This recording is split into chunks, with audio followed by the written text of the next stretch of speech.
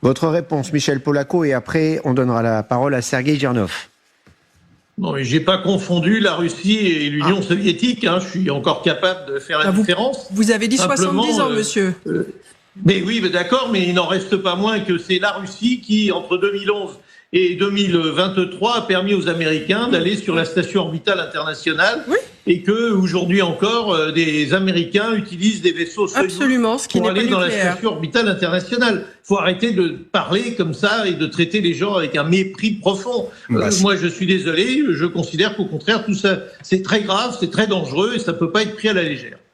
Je suis désolé, avec Michel Polaco, on a eu déjà cette discussion, mais il connaît pas l'état actuel de l'espace russe.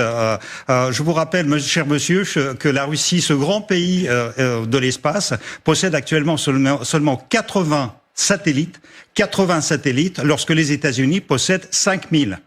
5000 les États-Unis, 80 la Russie. C'est pour vous rappeler. C'est pas un argument. Si, c'est un argument.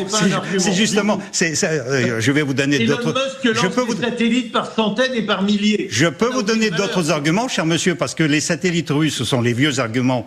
Ce sont les vieux satellites qui tombent en panne tout le temps. D'ailleurs, les Russes ont provoqué certaines pannes, y compris sur la station spatiale internationale. Je vous rappelle, cher monsieur, que Poutine a lancé un grand programme de création de nouveaux lanceurs Angara, et aucun lanceur Angara n'est terminé réellement, que le cosmodrome Vostochny de Poutine n'a jamais été terminé, que 15 dirigeants de construction de ce cosmodrome sont actuellement en prison depuis 15 ans, et donc arrêtez de nous rappeler les exploits de l'Union soviétique d'il y a 70 ans.